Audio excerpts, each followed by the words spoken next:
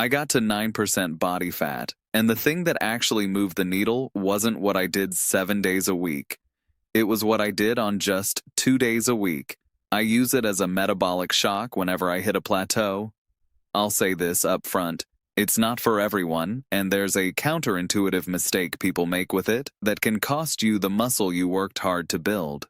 I'll show you exactly how to avoid that.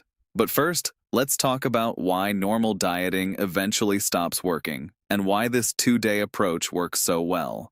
Here's what we're covering. First, why moderate deficits stall out, usually around 12 to 13% body fat for men. Second, what this metabolic shock actually does to your hormones, your glycogen, and your fat stores. Third, the exact 2-day protocol I use, the foods, the calories, the timing. And fourth, the one thing you absolutely need to get right to protect your muscle during this. Let's start with the plateau. When you run a moderate deficit, say 15 to 20% below maintenance, your body adapts.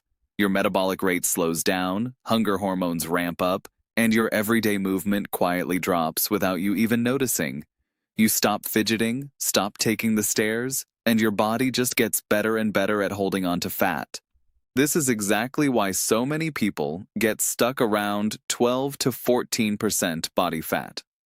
A moderate deficit can take you from 20% down to 12%, but then it stops working. And when that happens, most people either cut calories further or add more cardio. Neither one fixes the real problem. Your body has calibrated to that chronic deficit. The solution isn't more of the same.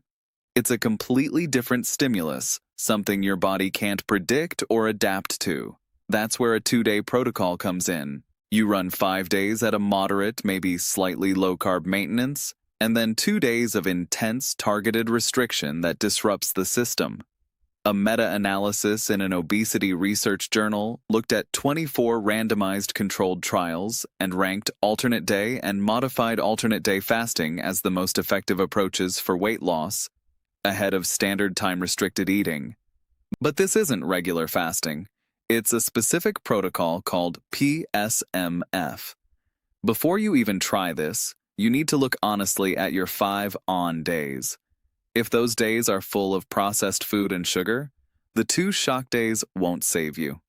Mine are anchored around 30 to 50 grams of protein at breakfast, whole food carbs when I have them, and I stop eating a few hours before bed. So here's what this protocol actually is. It's called a protein-sparing modified fast, very low calorie, very high protein, very low carb and fat, done only 2 days a week, typically under 800 calories a day, with protein set high to stop your body from breaking down muscle for fuel. This approach was originally researched out of Harvard back in the 1970s, and it established that you need roughly 1.5 grams of protein per kilogram of body weight to preserve lean mass in this kind of deficit. That's the protein-sparing part. During these 2 days, your liver glycogen almost completely empties, insulin drops to baseline, glucagon rises, and your body shifts into deep fat oxidation, pulling fat from storage and burning it as fuel. Because protein is so high and everything else is near zero, you don't get the insulin spike that normally drives hunger. But the real magic isn't just the deficit on those 2 days, it's what those 2 days do to your hormones for the rest of the week. You're resetting insulin sensitivity and forcing your body to use a different fuel source.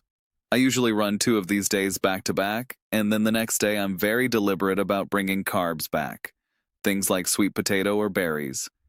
This matters because a little carb after all that protein helps preserve muscle, and it helps restore serotonin, which affects your sleep. Your sleep can genuinely take a hit during these shock days if you skip the refeed. There's solid data behind this too. A retrospective study published in a General Internal Medicine journal looked at over 1,400 patients and found that 55% of people following this protocol hit at least 5% weight loss within a year, compared to just 20% on other diets.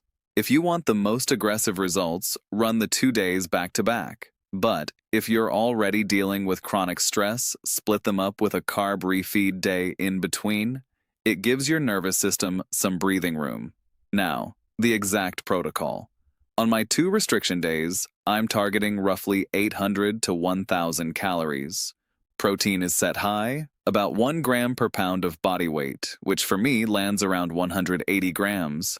Carbs as low as possible, and fat only comes in incidentally from lean sources like 96% lean beef, chicken breast, or fat-free Greek yogurt. The food list is short on purpose. Chicken breast, Greek yogurt, white fish, egg whites, lean ground turkey, some shrimp, and non-starchy vegetables like spinach or asparagus, water, black coffee, tea, and I'm aggressive with electrolytes because when carbs drop, your kidneys dump sodium fast. Skip that and you'll get headaches, fatigue, and cramping. That's not the diet failing, that's an electrolyte deficiency. A typical day looks like 3 simple meals: egg whites or diced chicken to start, chicken breast with vegetables for the next meal, then white fish or shrimp with steamed broccoli, and Greek yogurt with whey protein at the end. That's my dessert. I don't give myself many options because on a day when willpower is already stretched thin, you don't want decision fatigue. And keep training light on these days, full body maintenance work, not personal records. Save the heavy lifting for your normal 5 days when glycogen is topped off. Now, the mistake I promised to cover. People drop protein too low on both the restriction days and the normal days. They treat this protocol as just eat less and forget that protein is the actual key.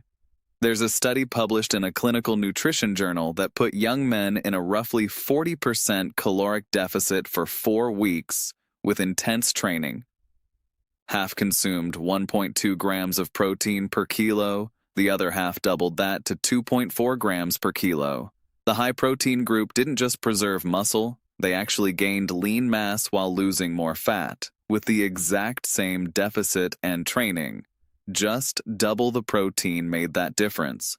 So on your normal 5 days, keep protein around 1 gram per pound of body weight too. That way, protein never really changes. The restriction days just strip away the carbs and fat. And keep training, even lightly, on those restriction days. Your body needs a reason to hold on to muscle. So here's the whole thing tied together. Moderate deficits stall around 12% body fat because your body adapts. 2 days of this protocol, very low calorie, high protein, low carb, creates a metabolic shock. Glycogen empties, insulin drops, fat oxidation ramps up, and you break through the plateau without crashing your metabolism. 5 days moderate, 2 days restriction, high protein across both, a carb refeed the day after every time, resistance training at least 3 times a week, and electrolytes dialed in. And don't run this forever. It's a short-term tool for a month or 2. Push it too long, and it either stops working or burns you out. If you feel stuck at your current body fat, this is worth trying. Just listen to your body along the way.